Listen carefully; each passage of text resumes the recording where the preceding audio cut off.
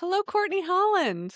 Hi, Emily White. Happy Sunday, dear. Happy Sunday. Thank you, everyone, for tuning into That Wasn't the Plan. We are so delighted to have you here today. Absolutely. Did you have a good weekend so far?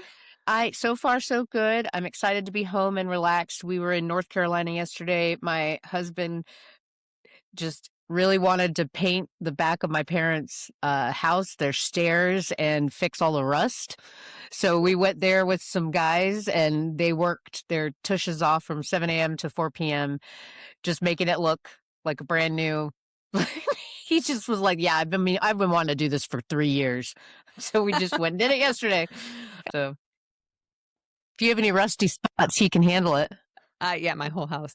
Well, I had an opportunity to go out to Lake Washington yesterday and swim around. Ooh. And while we were just kind of floating in the water, this family of ducks floated past us. And the little ducklings are, I'd say, medium-sized, if you will. I would imagine they're probably 3-ish months old. I think it was about 3 female or 3 hens and then a number of ducklings who passed us. And then on the way back, there was only 1 hen and 3 ducklings. So they must have just been after school dropping someone off and then coming back. But it made me really excited because our guest today is the world's leading expert in duck biology. And so I got really excited for our guest. And let me introduce her real quick. We are very fortunate to have with us today Dr. Patricia Brennan, or Patty, who was born and raised in Colombia, where she received her bachelor's degree in marine biology.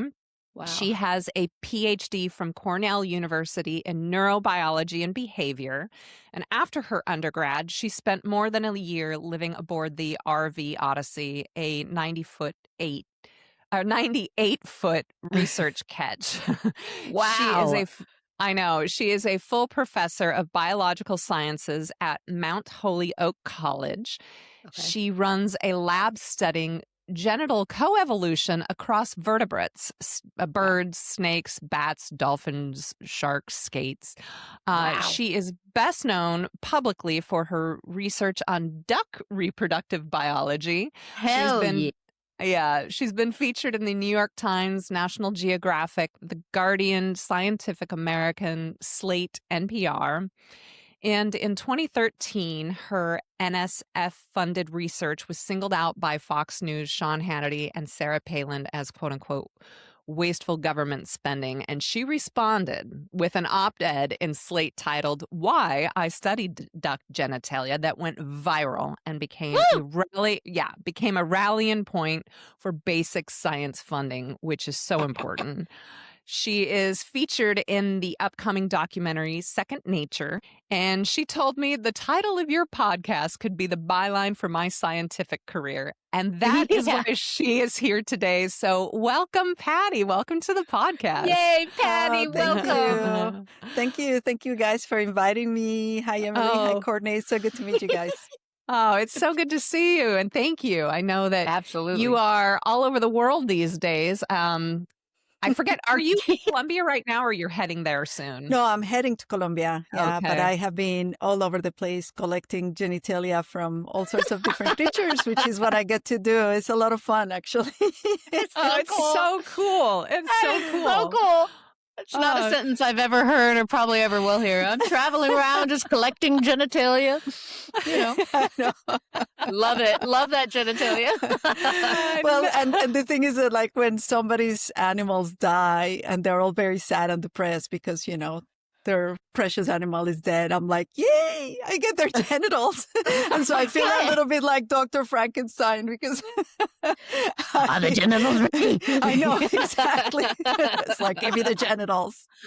They're mine. That is fascinating. Oh, so From fascinating. All kinds of animals then. Yeah. Oh my God. Oh my God, I can't. Yeah, we need to get into that. But first, I kind of want you to take us back to Colombia where you grew up. Tell us about your kind of upbringing, like where you were in Colombia, what the sights and smells and all of that was like growing up. Yeah, so I grew up in Colombia in a family with 4 sisters, and I went to an all-girls Catholic high school. It was a very religious, but also very supportive environment. You know, Latinos, we are all about family and community and all that jazz. And so that was great. But in my entire family, there was not a single biologist, right? Like nobody was into biology. And I was the fourth of 5 girls. Wow. And my sisters would terrorize me all the time when I was growing up because I was one of the younger ones, right? And I learned that when we were outside, like if I grabbed any kind of creepy, crawly creature, I could scare off all of my sisters. Oh my and God. chase them around with like frogs and bugs, and then they would leave me alone. And so I became a budding biologist basically out of self-defense. That's incredible. Yeah. That could be the coolest story I've ever heard. That's how it started. That's how Wow. it started. And then when I was 13, we grew up in Bogotá. Okay. And when I was 13, my dad took us on our first vacation to the ocean. Okay. And we went there and, you know, he booked a snorkeling trip for everyone. And it turns out everyone chickened out except me. And everyone was like, I'm not going in there. Like, there are sharks in there or who knows what. And they were like, no, no, no. And I was like, oh, I'm going. And so I went with the guide and he took me by the hand and we went snorkeling in these reefs just off the coast of Colombia. And it was the most spectacularly beautiful thing I had ever seen in my life. Because, you know, Bogotá is a big city. It's noisy. It's ugly. We have like pigeons and stray dogs and that's it. But the ocean was a whole other universe that I just discovered sort of in that moment. And after we were snorkeling for a few hours and I almost didn't get out of the water. And I remember I asked the guy and I said, what do I have to do if I want to look at this all the time? And he said, well, you'll have to become a marine biologist then. And I was like, okay. Great. I'm going to become a marine biologist. And so, you know, that part of my story was according to plan. That's exactly what happened. I went to school and all I ever wanted to do was to be a marine biologist. And I went to school and I became a marine biologist. And so it was phenomenal. It was just, it's such a wonderful, beautiful ocean. Wow. And the ocean life is incredible. And so that was great. Everything was fantastic. And then I had this opportunity to join this boat, as Emily was saying, that was doing research in the Galapagos. Wow. They were studying whales and dolphins. And I was like, perfect. Because all I wanted to do was to leave Colombia and just go scuba dive around the world. Yes. That was all I wanted to do. That's what all I want to do right now. Me too. Me too. Collect genitalia. Yeah. And it also, you know, there were other things in my mind as well. Like I remember in Colombia, and in my family in particular, it was a very traditional household. You know, my dad worked. My mom was a stay-home mom. And I remember thinking, that sucks, man. Like, I don't want to have that life. You know, I didn't see myself as being somebody's wife and having a bunch of kids and just staying behind while my husband was working. And, you know, my mom was awesome, actually. She would always tell us, this was my choice. You know, I made this choice, but it doesn't have to be your choice, right? And I took that to heart, really. And I was like, no, I'm out. I'm not going to marry and have a bunch of kids and, you know, be raising the kids while my husband goes out. I was like, no, I want to be the one going out and having adventures and scuba diving. And so I left to do exactly that. Wow. That is so empowering that your mom said that to you. Yeah. I know. This was my choice. It doesn't have to be yours. That's incredible. Exactly. And all of my sisters, I mean, we all sort of fledged the coup and then we went to do our own things. And it was a very good way. And also because I was in this all-girls Catholic high school, there was something really interesting about it, which was that I grew up seeing women being able to do everything and being the best at everything, right? So cool. So sports and computers and math and physics, and we were all women and we were all the best, right? Yeah, and it had never even occurred to me that anybody would doubt that was, of course, the case, that women could do everything and could do everything in sort of an amazing way. And then I got to college and I was like, oh, wait a minute. Like people don't really think that women are like at the top of everything. And you know, it was a kind of like a rude awakening, but it had already been part of my upbringing, this idea that, of course, you get to go and have your adventures and do whatever you want to do because you can do it. That's fantastic. Oh my gosh. So cool. Wow. So you joined the Odyssey, and the Galapagos was going to be, was it the first stop on the world tour, if you will? Exactly. Yeah. The Galapagos was the first stop. I had fudged the truth just a little bit because I was asked if I spoke English. And I could sing Madonna. I could sing Madonna songs really well. Yes. I don't think that quite counts. But I was like, sure, yeah, I speak English. I could read scientific articles in English well enough. Yeah. But actually, when I got on that boat, I realized I was one of two people basically who spoke Spanish. And I was the only woman on the boat as well. It was basically a crew full of men. Oh boy. And it was really interesting because, I got there and the captain gave me this talk about how he didn't like to have couples on board because people fight and you're living on a sailboat. And so then they make life miserable for everyone. And I was like, oh, dude, I have a boyfriend. Like I was seeing someone in Colombia and originally I was going to go for a month. This was supposed to be a month-long trip. Oh, okay. But then I found out that that's what they tell everybody. That it's just a month-long trip, just in case you really suck and then they don't want to get stuck with you. You know what I mean? Because you're living on a boat. Like you don't want to live with someone who's like a total jerk. True. So I was like, no, I'm seeing someone. Like I have no interest in getting together with anyone. Mm-hmm. And I get there and I was the only woman. And out come all these men from all over the world. Oh, and they were all beautiful and tan. And I was like, oh my gosh, what has happened here? Oh, it's right. And so then, this guy comes out that I was like, oh, who is this cutie? And I was completely like head over heels, falling all over this guy. And it turns out, we just had our 30th wedding anniversary. That's hilarious, Patty. He was like, no couples. And you're like, no problem. No and then this hottie walks out and you're like, no, I swear, I could not keep my hands off this guy. He was like he was the most beautiful man I had ever seen. And he was like super smart and super capable. And so I was like completely, taken by this man who is not part of my plan, because remember, I was never going to get married. I was never going to have children. That was when things started changing, really. Was really finding this relationship that was weird because he didn't speak much Spanish. I didn't speak much English, but we got together and it was fantastic. And, we're still together very happily. That's amazing. Where was he from and what's his name? He's from the U.S. So he grew up in the suburbs of New York and his name is Bernard. And hence my last name, right? Because I'm Colombian. So my last name is actually Rodriguez, right? So I'm Patricia Rodriguez. Yeah. But his last name is Brennan.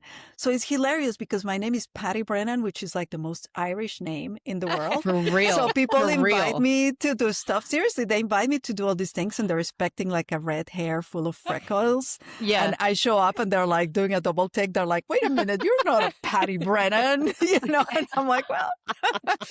I like your American accent too. You did that great. You're not a Patty Brennan. That's right. Perfect.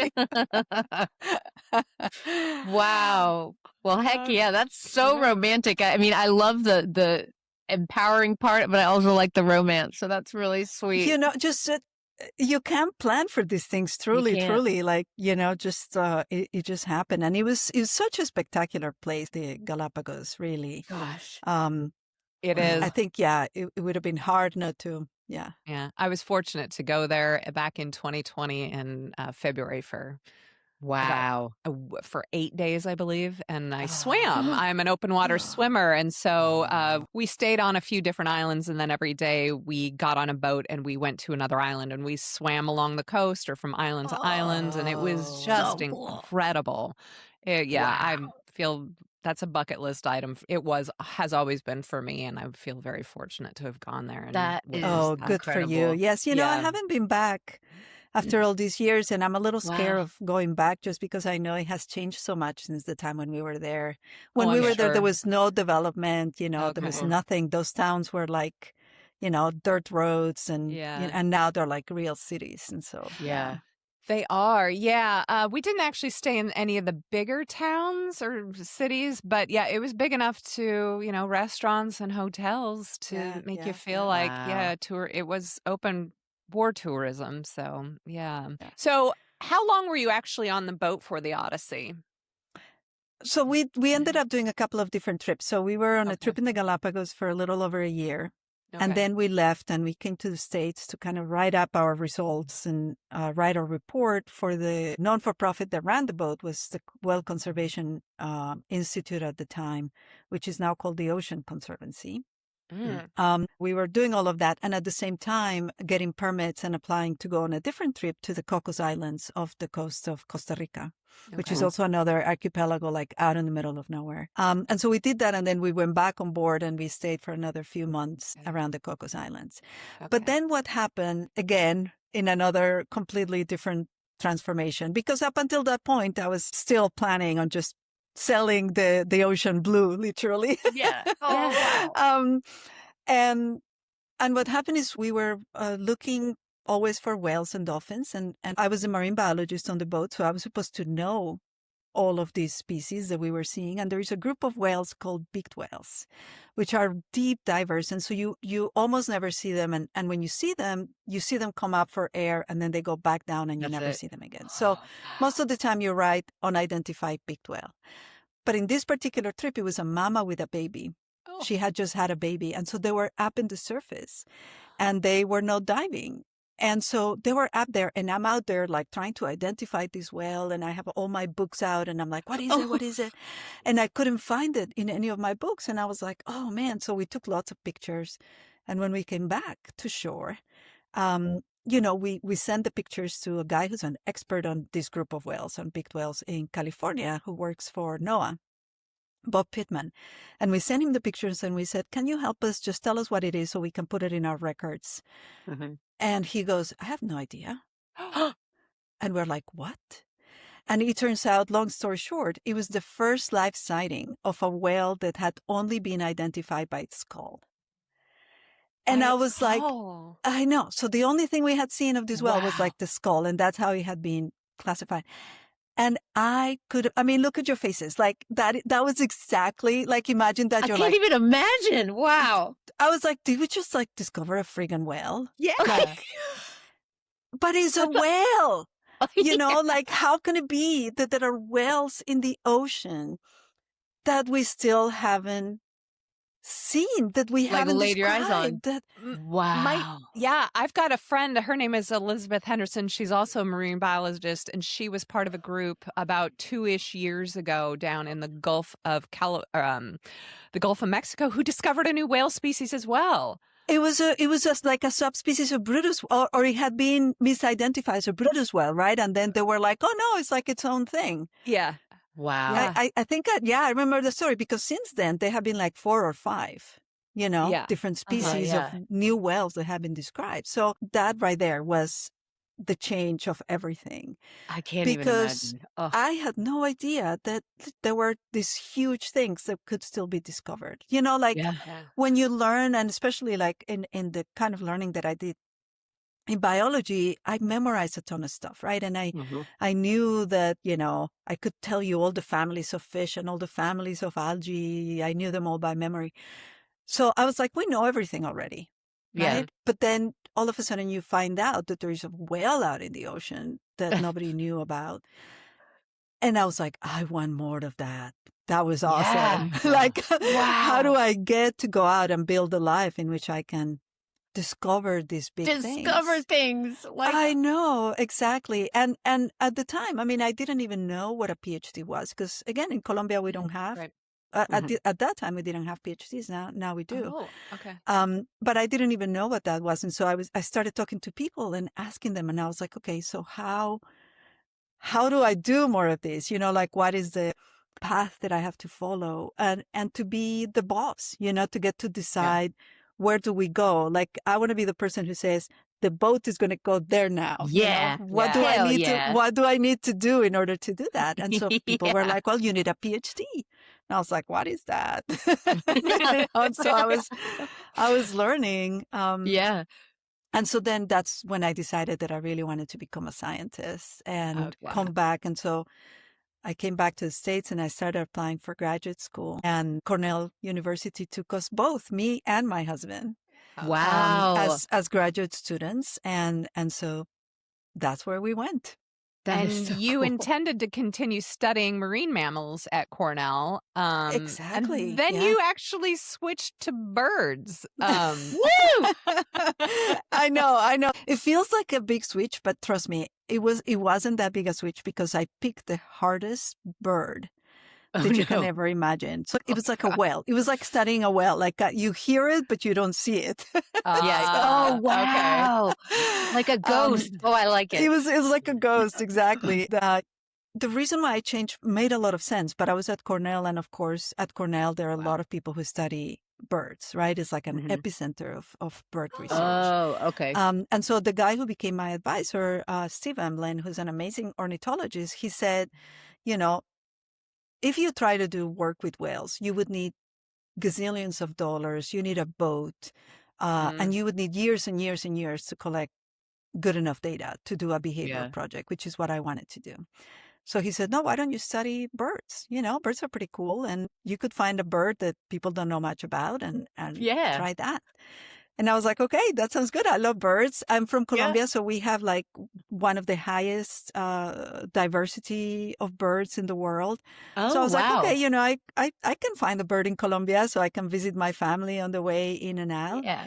And so I opened the Birds of Colombia book, and then the very first page is family Tinamity, which are these Tinamu birds. And it said something like, the males do all the parental care. This is exclusive male care.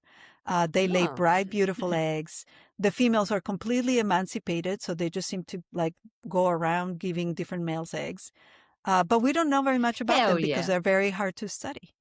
Okay. Wow. And I was like, oh my gosh, that sounds amazing. Right? Yeah, because that does. exactly like what you were doing, Courtney, I was like, I want to know how those females get away with that. Like they just have like multiple males and they just go and give everybody an egg and then they're like, see you, Later, have fun with that. That's right.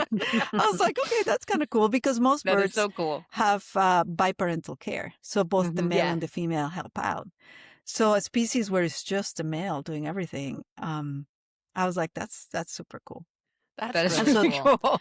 So I basically ended up, again, because I was an outsider. I think if I had known anything about birds, I would have never picked this bird because it was too hard. It was too hard, but I didn't know anything. And I was like, I want to make my own project. I don't want to do something that somebody else is already doing. I'm going to start with like something totally different. That's great. And it worked out perfectly because I was able to study him. I mean, it was sweat, blood, and tears. Don't take me wrong. It was like the hardest thing. Couldn't imagine. So you were studying them in the rainforest. Which country were you in? Yeah, so I started in Colombia, actually. Okay. Cool. But then I had to switch because the political situation in Colombia in the 90s, if you guys remember, wasn't very safe, and especially for a woman working alone in the field. It just wasn't going to be possible for me to go to a lot of the places where the birds actually were. So I ended up going to Costa Rica, and I did my work at La Selva Biological Station, which is paradise on earth. It's just one of the most incredible places, full of all kinds of creatures. And that's where I did my project. Wow. And so you were there in the Costa Rican rainforest. Like, what time of day with it? Who were you with? And what were you actually doing when you saw them mating? Now we're gonna get to it. We're gonna get to it. Now. We're gonna get to it. We're gonna get to it. Talk about it. And so here I am studying these crazy hard birds, but I got into my rhythm, and then I could stay far enough that they wouldn't necessarily run away from me all the time.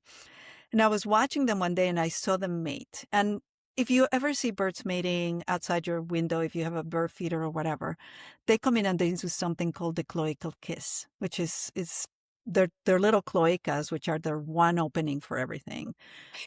Just come in and they touch very quickly, and then the male transfers sperm in that brief moment.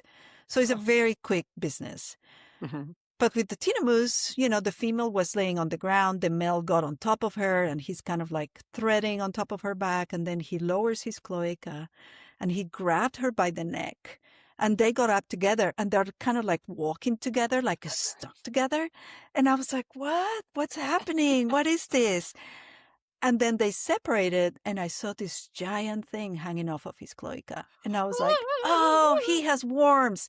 I thought he had parasites. Oh. Because he was a white, kind of curly, long, thin thing. And I was like, that looks like a worm. I was sure it was a worm. And then he started like pulling it back into his cloaca. And I was like, oh, it's a penis. I was like, no, but how can it be a penis? Birds don't have penises. Do birds have penises? And I was like, oh my gosh, I need to find out. I need to find out this piece of information. Incredible. And so when I came back from the field, I would hit the library and I was like looking for anything I could find about bird genitalia. And what I found was that indeed some birds have penises, but it's very few of them. So only about 3% of birds have penises. Everyone else has lost their penis. So none of the little birds out of your feeder or anything like that, they don't have penises. But the tinamous happen to be one of those groups that have kept their penis because it's an ancestral condition, right? So it's shared with other vertebrates. And so they have a penis. Dogs have penises. Ostriches, rheas, kiwis, all of these older birds have penises. Yeah. And then we knew very little about them because nobody was studying them. And so again, at that moment, I was like, oh my gosh, exactly. Like little light bulb of like, it just again felt like an opportunity for me to do something that nobody else was doing. Absolutely. Nobody else knew anything about it. And I was like, oh, this is a cool question. I was like, okay, I'm going to write a project. And I wrote a project to like, get money so that I could do this as a postdoc because I was coming to the end of my PhD. And then I got the funding. So then I could actually do it. Yeah. And did you ever think like that this would actually turn out to be your whole career? Or was it just a project at the time? No, it was just a project. No, of course not. It was interesting because part of what I was doing with the tinamous was looking at paternity, right? So there's this idea that if the male is doing all this parental care, he should be absolutely sure that these are his babies. Right? Because otherwise he's getting duped. Like, why would he ever care for a bunch of babies who are unrelated to him? And so the fact that they had penises sort of seemed important in that context of like ensuring paternity somehow. So I was kind of like, interested in sort of that aspect of like, what is the penis for? Are they really using it for this paternity stuff and blah, blah, blah. But it turns out that what I found was that they're actually not the dads of a bunch of the babies that they take care of. Some males are sitting on eggs and not a single egg is his, Oh my God. I know, but is the females dupe them. Hell yeah. They dupe them, but it's just, it makes so much sense. Like sometimes in science you get like this, what we call these paradigms of like, that's what they should do. Animals should do this thing. And the animals don't read our papers. They just do whatever they're going to do. Right. Good point. They don't. And so what happens with the tinamous is that predation on those nests is super high because they're on the ground. The eggs are like right there. They don't even build a nest. It's like they just put eggs at the base of a tree and they're like, here, everybody have breakfast, Yeah. They hungry? So the eggs get eaten like 80% of the time. So if the male really wanted to make absolutely sure that all the babies were his, he would need to have that female with him for a very long time because the female is carrying sperm from other matings. And sperm can be viable inside of the female for a long time. Oh, wow. So he would have to wait and wait and wait. And then after all that waiting, he's going to have a nest. And then 80% of the time that nest is going to get eaten. So it makes no sense. So what they do instead is they have sex with the female. Female gives them eggs, whatever eggs she's got ready to go. And then she goes on and lays his eggs in someone else's nest. Oh. You know what I mean? Okay. It's like it's Yeah. spreading the risk of Yeah. predation. And so then it works out. It works out because then, he does it. But that was kind of my interest in the penis at first, was like, how are they using it? And maybe try to get into this idea of why birds lost their penis, because it seems like such a handy tool for sperm conveyance. I was like, most male species No. are pretty fans of their own penis to keep it around, I imagine. they're big fans of them. Yeah. So Right? so that was it. But then again, plans completely changed, because my focus at the time was the penis, because I was like, weird, penises for paternity, penises for, why do they get lost? But then when it got down to it, and so I went to a farm, it turns out, I wasn't going to do penises on tinamous because they are really, really super hard to study. But ducks also have penises, and ducks are everywhere, and we eat them, and we keep them as pets, like they're everywhere. They are. So I was like, okay, great, I'll do ducks. So I went to a duck farm and I got a couple of ducks and I brought them back to the lab and I opened them up and I see these penis and I was like, oh my gosh, these things are enormous. It was a giant, white, bumpy, tentacle looking thing. And so I literally was like, I dissected this thing, and it was like my first penis up front, up close and personal. I was like, whoa, this boy is big. I mean, it was a really big penis. Holy humongous. Smokes. And the second I look at it, I was like, oh my gosh. And so where does it go? What does the female look like? Right? Because up until that moment, I had been dissecting other birds. Again, because I was interested in looking at sperm and sperm storage. And so I had been dissecting vaginas in like seraphinches and quail. And those vaginas were like a normal little tube. It's like a folded tube. And I had been looking at them and I was like, okay, that's what a bird vagina looked like. But then when I saw this duck penis, I was like, there's no way. I was like, those females, they have to have something. Because they're like corkscrew shaped or something. That's right. Exactly. Right. So the penis spirals in a counterclockwise direction. Okay. And then the females spiral in a clockwise direction. Oh, right. So they're counter. Match. They're totally counter. But so I open up the female and because I open the males. It was like, okay, we're penis, must go look at the females. So I drove back to the farm where I had gotten the males. I asked the farmer to now give me 2 females. He gives me the females. I go back to the lab, open them up. And then I saw these crazy adaptations on the female. So the female vagina looks like a labyrinth. It doesn't look like a tube. So it has these crazy pouches and all these crazy spirals. Wow. And it was so bizarre that I was like, okay, what's going on here? Like, there is some serious coevolution happening with this genitalia that nobody knew about. Nobody. Yeah. Wow. And so that was they're ducks. crazy. They're ducks. And they're just everywhere. And no one knew that. No one knew that. And of course, I'm a woman. I have a vagina. I was you do. Wow. Me too. Yeah. And so, but I'm also, like the other thing is that I'm also Latina, right? And I grew up in a culture where, we make jokes about sex and whatever. It's not a huge taboo. It's not like we are, 100% comfortable with it either, but at least it's a little more permissible than other places where you can't even say these words, right? Right. And so that combination really sort of allowed me to be comfortable looking at these things and talking about them in an academic setting, which of course not everybody would be. Yeah.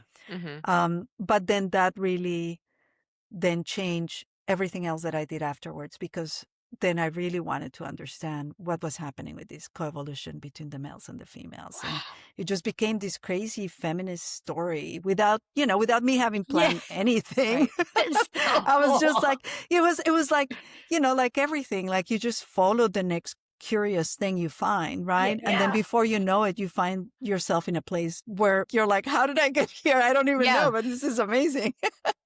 I love when the road does that. Yeah. So curious. And it just, and it does it multiple times. I have found. Yeah. And it's just. So here you are doing this quiet, brilliant work on evolutionary biology, and you're Yeah. publishing and you're teaching at the time. And then it's 2013 and the phone rings. And Oh, where were you when you found out that Fox News was coming for your research? yeah. So, what happened is that this story of the dog vaginas and the penises became really sort of viral. And it was covering all the news outlets. People were talking about it. People talked about it on TV, on the radio, podcasts, all sorts of stuff. Yeah. And it became a really popular story. And so I had set up a Google alert to let Okay. me know when people were talking about duct genitalia, Oh, because wow. it was even like on a shaving commercial. Like I kid you not, it was like insane. Fascinating. And so Wow. I was curious to see like what are Yeah. people doing talking about duct genitalia all over the map. And so I had this Google alert, and I was at work. By that time, I had finished my postdoc at Yale, and I had moved to UMass, and so I was here. And I got this Google alert in my computer. Puchoing, somebody's Yeah. talking about duct genitalia, and I went Oh in my to God. see. And it was the Christian News Service, basically just wrote a story saying,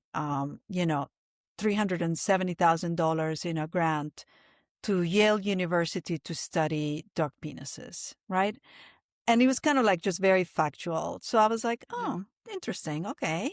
Interesting that they're talking about it.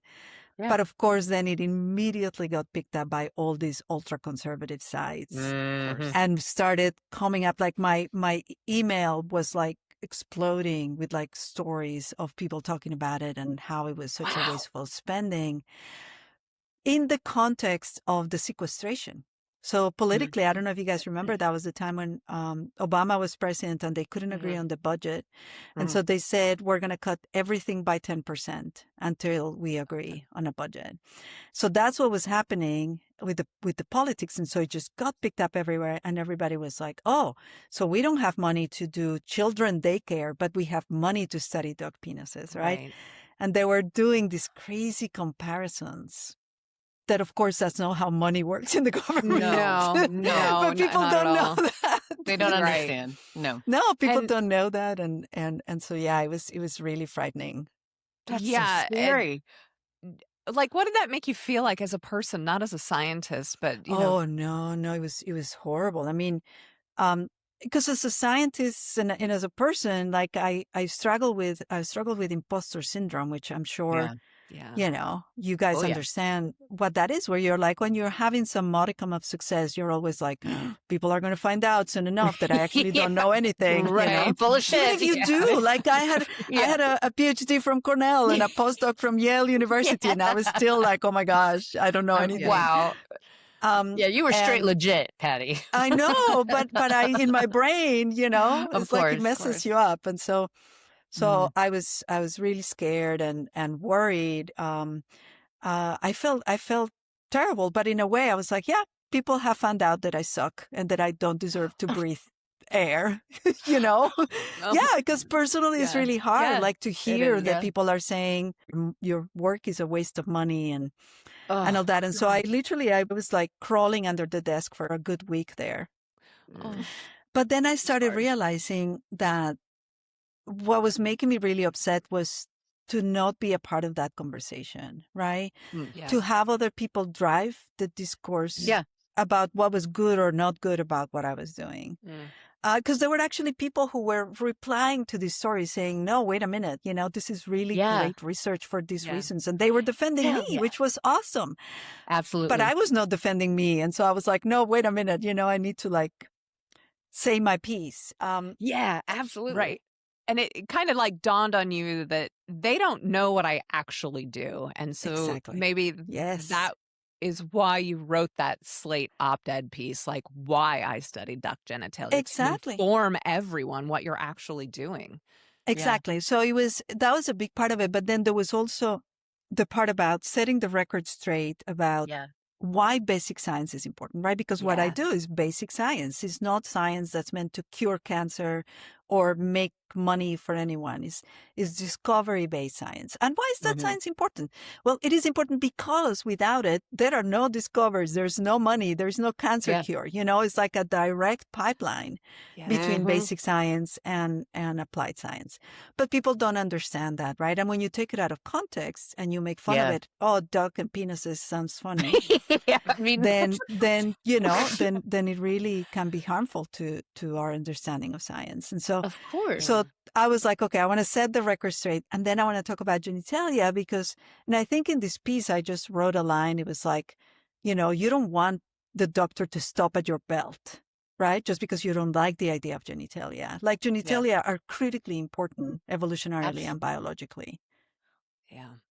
It's how we're created. It's the whole kit and caboodle right there. That's right. That's right. Yeah. And so what was surprising about that part was the fact that everybody had warned me that I was probably going to get a ton of hate mail because my name up until that moment wasn't associated with any of the stories, right? They were attacking the project. They were naming me.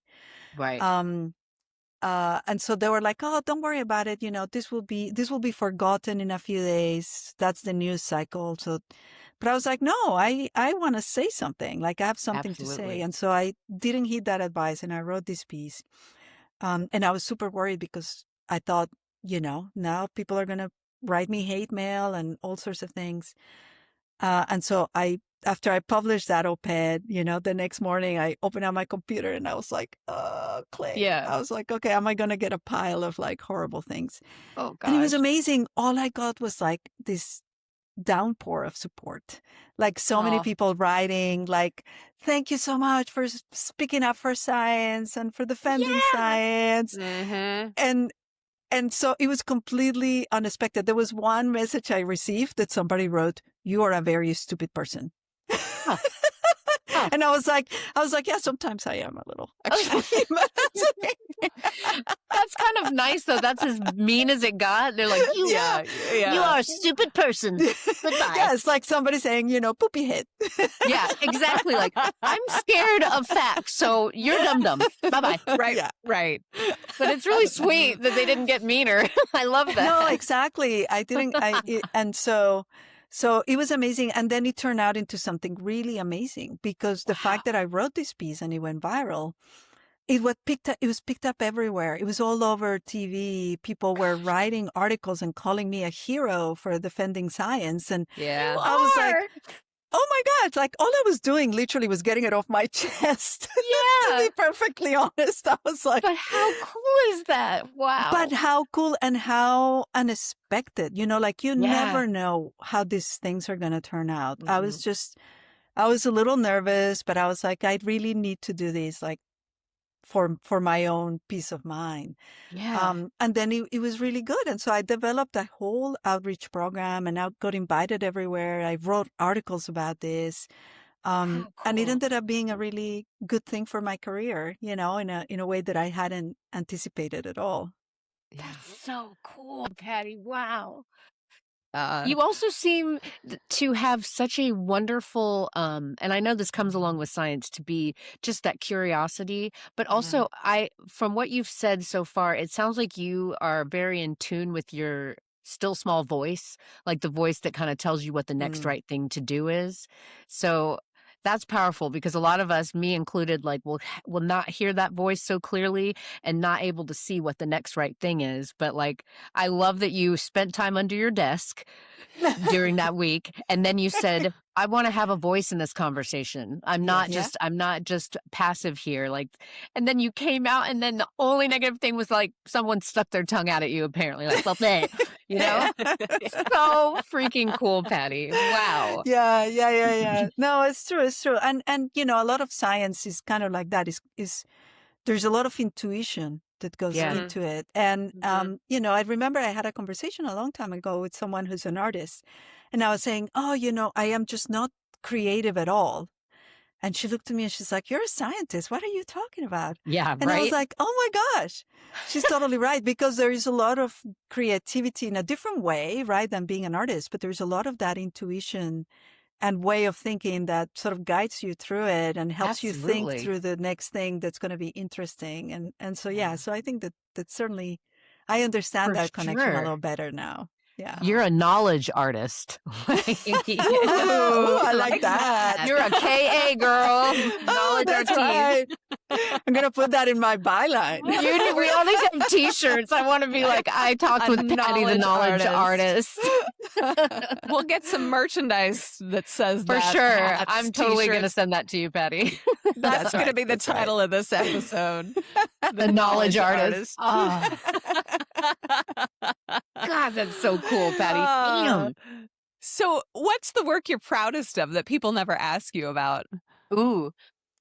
Oh yeah, that's a really good question. So I think it's a number of things I would say in a weird way. So after the duck story, I could have stayed working with birds and their weird genitalia forever, because I never even got to the question of why birds lost their penis. I still don't know, and nobody does, because nobody's doing this research, right? Mm-hmm. But instead of doing that, what I realized is that the fact that I had discovered this crazy thing on the females in the ducks probably indicated that these things are everywhere, but nobody was looking. You know what I mean? Because I'm like, I can't possibly be that lucky. I can't be so lucky that the first system I look at, I find this evidence for this crazy evolutionary arms race because of forced copulations and all this crazy stuff. I can't be that lucky. So then how do I, see whether these things are more common? And that's when I decided to expand to all these other vertebrate systems, right? Because I was like, oh, let's have a look and see what's going on in other places. And so we found something similar, for example, in dolphins, right? And so dolphin vaginas, the same. They're super convoluted, and dolphins are sexual harassers. And we did all this research that actually suggests that these convoluted dolphin vaginas give females some control, sexual autonomy, basically, over who's going to end up being the sire of their offspring. And I find that incredibly empowering, right? Like there's this idea that that males are somehow more active in these evolutionary events, and females are just sort of reacting in a way and just sort of more passive. But what I find over and over every time I look at all these systems is that the females are in fact super active evolutionary agents, right? And they evolve in all sorts of weird ways, with weird vaginal shapes. They change the thickness of their vaginal walls. They change the density of the collagen in there. They change their behavior, of course. They change their physiology. Like they have so many weapons available to them to maintain control over their successful reproduction and their sexual autonomy. That's not a way that we generally think about these questions. And so I love that. I love that because I was not, I didn't plan for that. I didn't anticipate that. I just sort of followed that line, and I have become convinced that this is what happens, because every time I look, I find something really cool. But then the other thing that happened is that as I was looking at all these vaginas, if you're looking at a vagina, you're going to be finding a clitoris. Because every amniote, right? So every vertebrate that's on land, they have a clitoris, because the penis and the clitoris evolve and develop from the same structure in the early development. Right. And so if you have this sort of undetermined structure that then either becomes a penis or becomes a clitoris.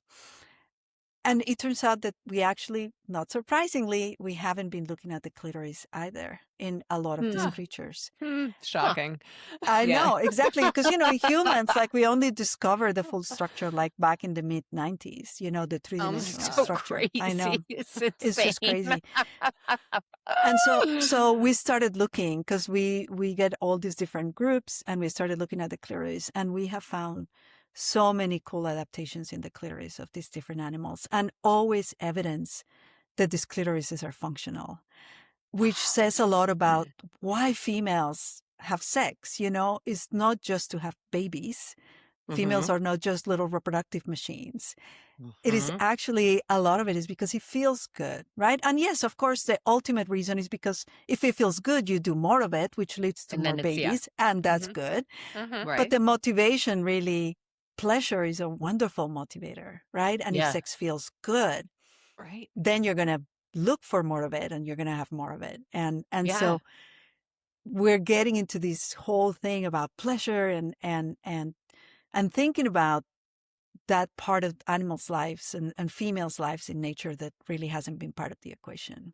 Wow. So then you kind of, or your lab, and you kind of studied like the pleasure that animals get. And it's not just male, female, it's female, female, male, male. And that kind of led to the documentary that's been made called Second Nature. Tell us about that and all the work that your lab is doing.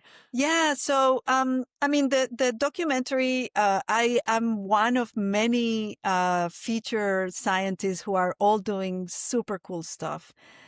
It's actually rooted on John Roughgarden's book called Evolution's Rainbow. And John is the first openly trans scientist that we had in the States. And when she transitioned, she started really getting into understanding the evolution of diverse sexual strategies. And she wrote this book, which is a really super interesting, fun book, where she's like cataloging a lot of this sexual diversity.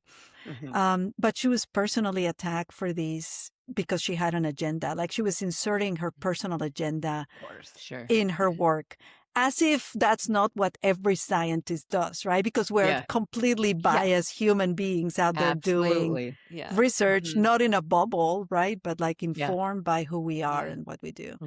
And so I remember I was at Cornell University. I was a grad student when her book came out, and it was pretty shocking to see like the vitriol that she received for this work, and it was just crazy. But then when I started really getting into all of these, female behavior and why nobody's looking and all of that, and started really understanding how myopic our view of sex has been, which I didn't start with that, like you learn it as you go along, because you're trained by the people who train you, and those people have a particular way of seeing the world, and then you just have to sort of break out of that. And so then, there are lots of different scientists who have worked on this. And so there's Amy Parrish, who's the person who described the bonobo societies, and that they're matrilineal, and that the females are the bosses, and they do this genital rubbing with each other. And just lots of different people. Franz de Waal, who's a primatologist, who described the males are not always aggressive and fighting each other and wanting to kill each other, but that they also reconcile and they make friends, because that's also a really good evolutionary strategy. So it's sort of like a documentary that's looking to disrupt that narrative of like, females are passive, and same-sex sexual behavior is weird and rare, and sex change is weird and rare, and so my lab is featured because we do talk a lot about, female empowerment in some ways, but also, like with the clitoris, dolphins, we describe the clitoris of the dolphin, and dolphin clitorises are huge, and they're super well developed. Like they show evidence of functionality. They even have the same genital corpuscles that humans have, that are known as the corpuscles of pleasure, that are really associated specifically with pleasure. Okay. And dolphins half the time they have sex with members of the same sex. So same-sex sexual behavior is not a weird thing that they do. It's like half the time they're having sex with members of their same sex. And so, there might be something there about the clitoris evolving as a response to pleasure, period, not just heterosexual sex, right? Which, of course, we don't really think about. In humans, by the way, I think something very similar may be going on, because the clitoris in humans moved away from the vaginal opening. Right. And we know that there's a lot of same-sex sexual behavior in humans, especially female-female behavior, which has never really been prohibited in most cultures. Like when the same-sex sexual behavior is banned, it's usually male-male sexual behavior. But female-female behavior, somehow everybody's like, we're not going to worry too much about that. Right? Or the men like to watch it, right? Right. That's it, Courtney. It happens all the time. And so, these things, like these behaviors, when they're so common, they're going to influence evolutionary outcomes. And the problem is, of course, that we don't even know how common they are because scientists themselves, when we're collecting the data, we can be very biased, right? And we assume that if we see a male, an individual on top, an individual on the bottom, that's going to be a male and a female. And sometimes we just really don't know, right? So this documentary gets into all of that, and it is really fantastic. So it talks about sex-changing fish, which are super common, and yeah, it's just phenomenal. You said it was screening right now, Patricia, Yeah. or Patty. But so do you know anything about when it will be available? Like, can you get it on Amazon? No, I wish I knew. I know that they've been doing a lot of screenings, and if you go to their website, Second Nature documentary, if you Google that, it'll come out. They have like a list of upcoming screenings, and they've been doing screenings in a lot of big cities. But there's also a form where you can request a screening yourself, and that's awesome because I know that Drew, who's the director, she's fantastic. She's been working on this film for 10 years. I can't. She talked to me during COVID. Like the first scenes of me in this documentary are like me wearing a mask and being totally sick. Wow. Not with COVID, but with a really bad cold. But that was the first time that we interacted was then. So she's been working on this for a long time. And what happened was that she sent an early cut of this film to Elliot Page's production company. Oh, cool. And so they watched it and they decided to support it because she was wondering whether he would be willing to narrate it. Yeah. And not only did he agree to narrate it, so he's the narrator, but also his production company gave some funding for them to be able to finish the film in a much better, better way. Freaking That's cool. so awesome. I just read his biography. That's awesome. His book is amazing. And I got to meet him and oh my gosh, he's like incredible. So I can't even imagine. Totally starstruck. I think he's awesome. Yeah, so, I bet. So yeah, it's a wonderful, wonderful, wonderful film, and I hope people get to see it. But when it will be released, sort of like out there into the world, and I really don't know. I hope soon. I hope they can recoup some money and. Well, and I'm in Southwest Virginia, so I'm going to request a screening, and I'm going to hit them hard with some requests and be like, we could really use them. Yes, I know exactly. Yeah. I mean, everybody. Like, name one person who would not benefit from understanding sex better. Period. Yeah, I don't know anybody. There's just not a single human in this planet who would not benefit from that. Yeah, absolutely. I think that's true. But I'm biased. I agree. Right. I know. There's a certain group of folks that would learn the most, I think, but I won't name them. That's right. That's right. And they're probably the ones who are not going to watch the documentary. Exactly. No, I'm not. Yeah. Anyway, I'm not going to do an impression. I get offensive here. But wow, like I know. It's so cool. I can't wait to watch that film. Patty, if you could go back and stand on the deck of the Odyssey with your younger self, just the one who wanted to scuba dive around the world, what would you tell her? Oh, man, keep an open heart and an open mind. You said that to me because you said you have to keep an open heart and an open mind to possibility because you never know. You never know. I think I already knew it in some very fundamental way, but of course, when you're that young, you're just kind of like following the next thing, right? But I think that I think I did it right. I kept my heart open, and I've always tried to do that, and it's never failed. So far, it's never failed. There've been hard moments, but it's life. Sure, yeah. That's normal. But man, it's been a ride. Wow. So cool. It sure has. My God, what a journey. I need to get a better word for Patty. I'm like, it's so cool. Like, you're a scientist. I want to get a really like, wow, neato.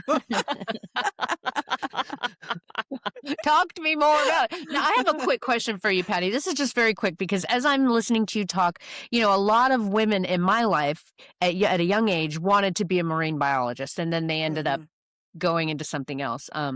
And I, the whole time, was being like, I want to be a marine. I want to be a biologist. I don't have the smarts for it. But the part I think that I struggle with, and I wonder if you would all struggle with it, like when you talked about going to get the ducks, and then you said, I brought the ducks home and I opened them up, and I was like, oh shit. So the ducks get killed. Is that hard for you? I feel like it's got to be, but as a scientist, you see the benefit of where it all comes from or Oh, what it absolutely. leads to. So, I'm a vegetarian because I love animals, and I'm like, Yeah. I don't want Yeah. to eat anybody, No, like, of course not. and so what I would say is that there are some animals that, like ducks that come from a farm. I have very little qualms with that because they're being bred for this, they're super abundant. So that is a little bit easier. I worked very, very hard over the years to not have to kill anybody. And so I collaborate with a bunch of scientists. And I think this is very common with scientists, actually, is that if you're going to collect any specimens for anything, it's like a crazy network of people who are like, I want the brain, I want the stomach, I want the intestine, I want the genitalia. It turns out nobody ever wanted the genitalia because nobody was looking. So I just lucked out that I was like, send me all the genitals.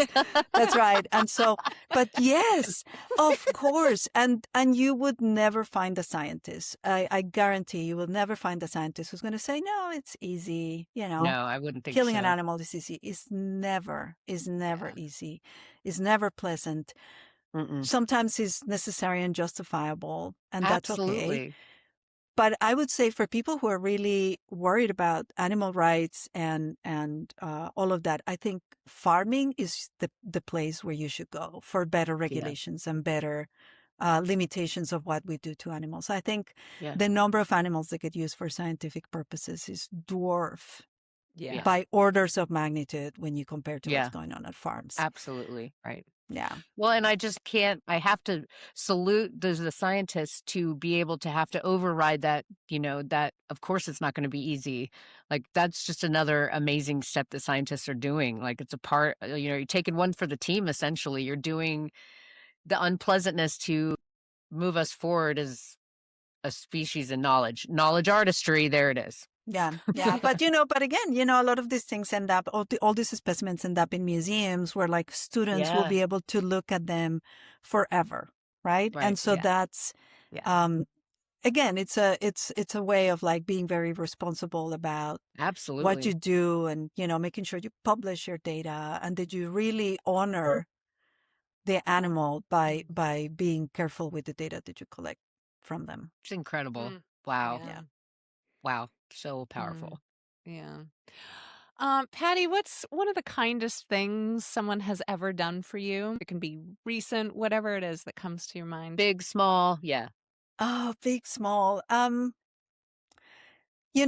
of the nicest things my mom would do when I was little, well, not little, but like when I was a teenager and I had to get up and go to school and go to work, she would wake me up with a cup of coffee. And she would just bring it to my bedside table and just kind of put it there. And so I would wake up in the morning and it would be like the smell, of coffee. And I would be like, oh, okay, it's time to wake up.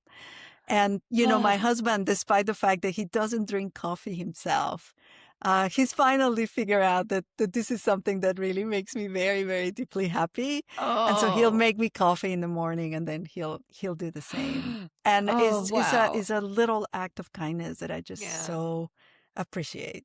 Absolutely. Oh, that's so wonderful. What was your mom's name? What's your mom's name? My mom, Ligia. She's still with us. Thank goodness. Ligia. Oh my gosh. Yay, Ligia. Wow. She was the barista for a budding scientist. It's That's just right. amazing. That's right. That's so cool. Yeah. How Courtney, wonderful. do you have any other questions? Okay.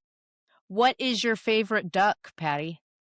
You have to choose it. One duck that's your absolute favorite.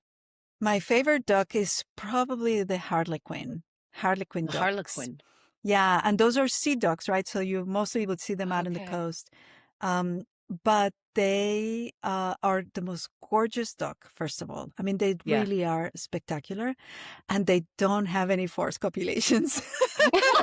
So they don't do the nasty thing that all the other ducks are doing. They're not the rapist duck. They are so nice and wonderful. And so they are definitely on top of my list. another T-shirt with the Harlequin duck that just says "Not a rapist."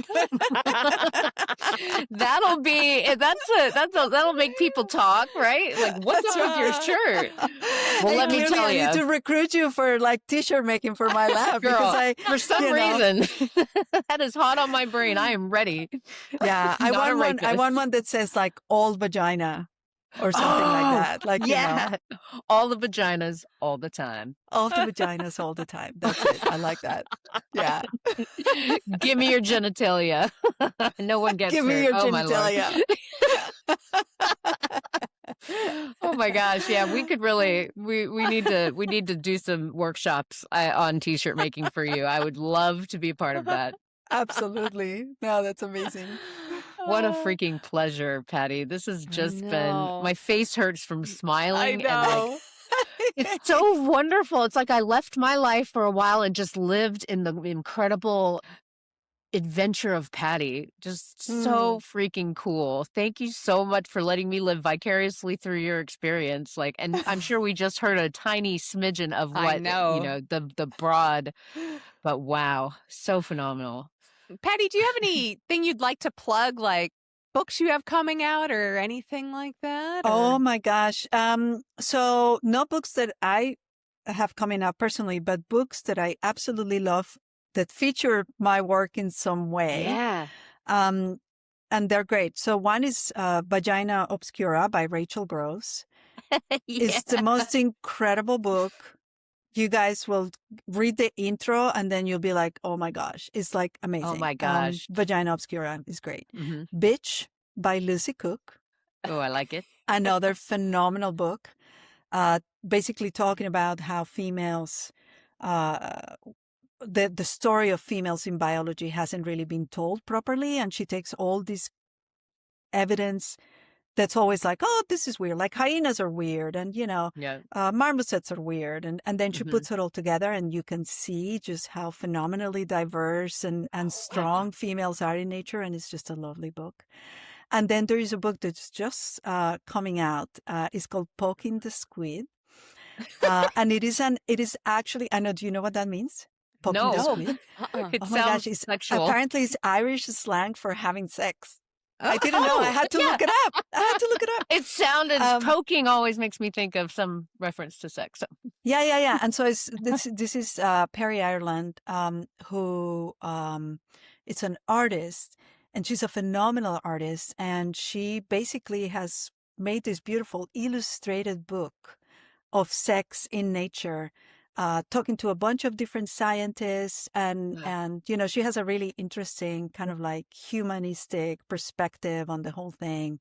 So there are all these thought bubbles and things that are happening in this book that are hilarious and beautiful. And so I really enjoyed that one as well. And that one just came out like a couple of months ago. So highly recommend. We read it for the summer with my students, my research students, and we just laugh our heads off and learned a lot. So those are all good. For our listeners out there, we'll put those in the show notes so you can reference and find those books. Yeah. Oh, perfect. Well, Patty, thank you so very much for coming on today and sharing your story. It has just been a treat. An honor. Oh my God. An honor. Yes. Oh, we're so fortunate to have you on. I know, and sharing your story. To all of our listeners, thank you so much for tuning in today. Please do not forget to go and subscribe to our podcast, rate us, review us. We love those 5 stars. We need it. Give it to us.